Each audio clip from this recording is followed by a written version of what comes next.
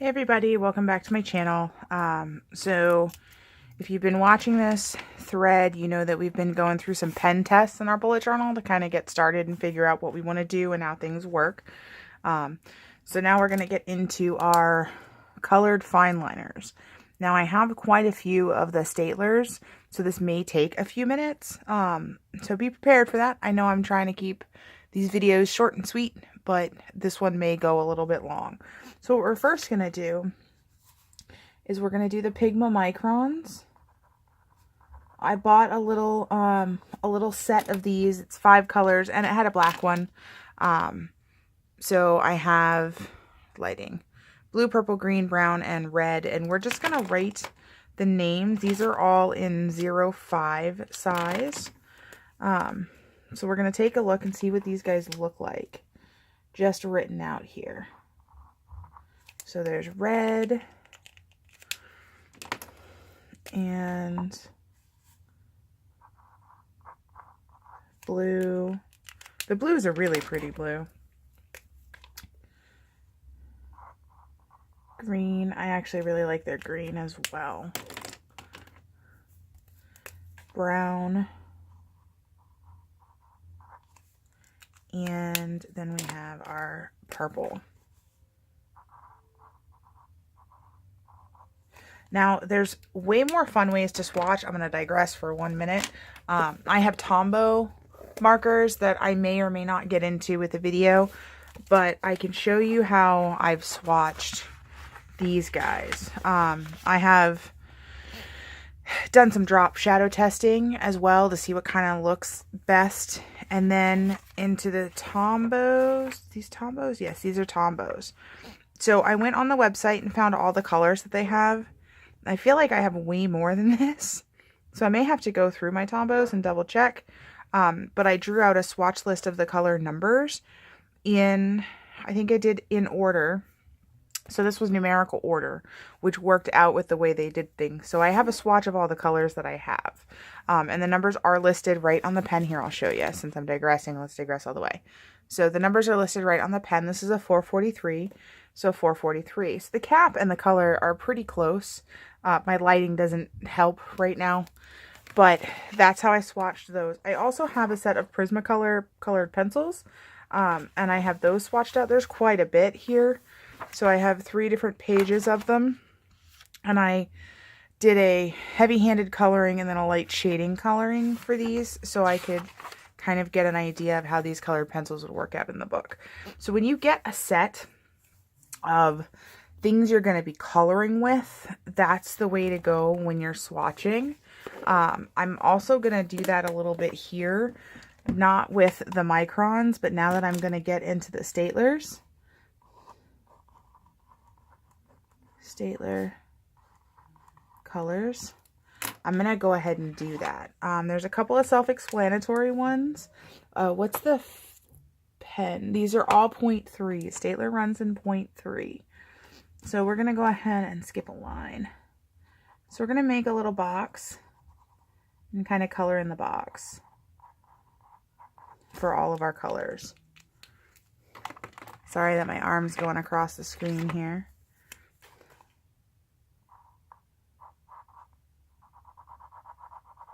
Gives us an idea.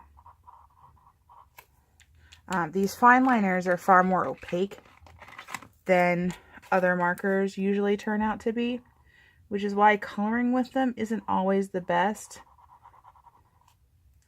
But as you'll see soon, you will be able to color with some of these. You can color with anything.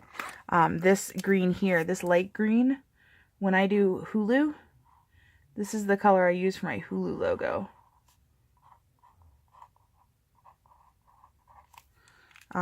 So I have colored, but they're not necessarily opaque. Or, I'm sorry, transparent. They are more opaque. These are the regular colors. This is the 10-piece set. They have a larger set that I wish I had gotten, but I didn't. I got this set and I'm kind of locked into it. there's like 5 more colors. I don't really need them. Plus, my local Michaels and all Michaels now should be selling these guys separately. They should be selling individuals. So if there are some colors that you want to get, and I should do a swatch spread like I did with everything else with these. But since they're in such a nice case and they're so organized, I'm kind of like set and okay with how they do it and what I have. So I'm not fussing with it too much. These guys frequently can be seen at Michael's for buy one, get one half off. They have this 10-piece kit. Oh, I need to write the color. They have this 10-piece kit and then the larger kit that I spoke of. And then they have the neons, which I guess I'll do the neons next since I just mentioned.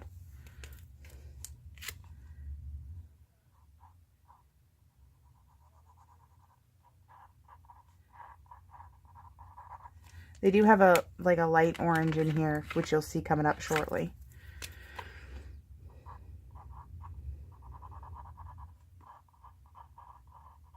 I really like these neons. I did some daily spreads with these a while ago and really liked how it turned out. These guys are the opaque one. Sorry, cheese and crow. These are the transparent ones that you can have a lot of fun with. There's the light orange that I was talking about. 2 more of the neons. I'm going to color over this yellow a little bit, but you know what else. And then I'm going to squeeze this blue in here because then I have another set that I really, really love.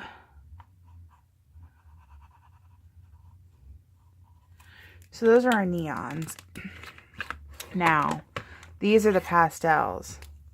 They do have a whole pastel line, and I love these guys. They come with a gray, which is just fabulous. I love grayscale. I love black and white. I'm not going to get specific. Just going to call that the green.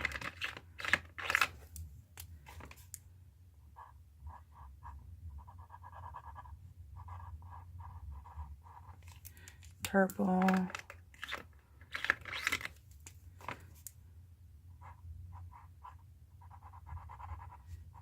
Pink. And we have orange. I shouldn't have called that the green. I should have called that the teal. But so much for planning ahead. And I can't spell orange. Wow. Okay. And then there's one other. So that was more of a teal, and here's a green.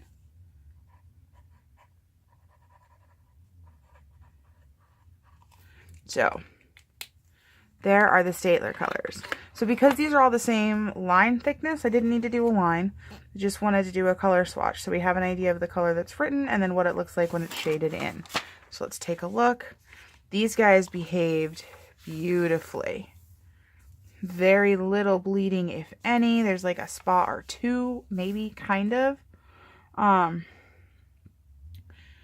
The neons and the pastels did the best. The main kit was a little bit, but I mean, you can see the ghosting.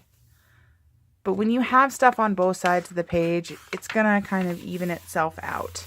And for your first bullet journal where you don't want to mess anything up, that's the way to go, guys. Like, buy a $5 journal, deal with the ghosting. Make sure that you're gonna want to do this, or that a $20 investment is gonna work.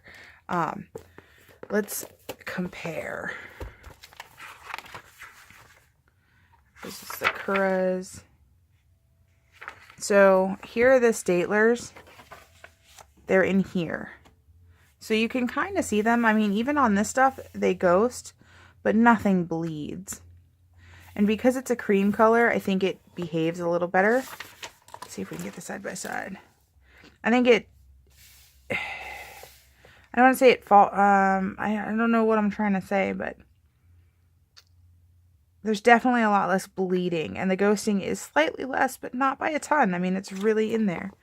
You know, there's lots of other ways we could go. If we started getting into the Tombos, here, we'll run a Tombow. Run a Tombow along the bottom in like kind of a mid-tone color. So that's a Tombow dual tip. That didn't bleed through. That did pretty good. Now here's what's going to bleed. I got stuff on my shirt. This is what's going to bleed. These are the Fude no Suke. So we're just going to write that out.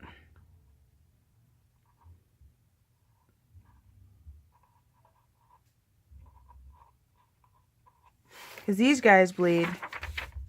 Oh, I didn't bleed too bad. These guys bleed my scribbles, but I'm also really slow when I write with them. So let's try.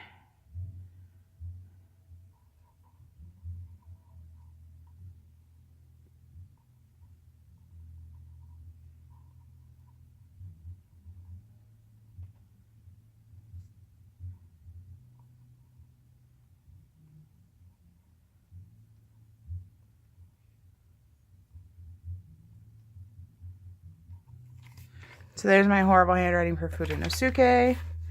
And that still even did pretty good.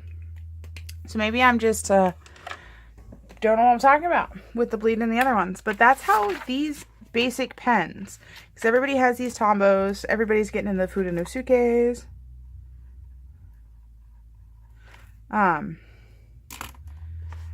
These are your main pens. These can be easily found at Michael's or Staples. Except for the fineliners, those you got to go online. At least in my area, because I just have Michael's and Staples to play with. I don't have anybody else to work with. So that is it for the pen test. So thank you guys for watching. The next video, we're going to get a little more into structuring out a bullet journal and how to kind of work with the basics and get it going. So thank you so much for watching. Please like and subscribe if you haven't already. And stay tuned because I'm just getting started. We'll see you soon.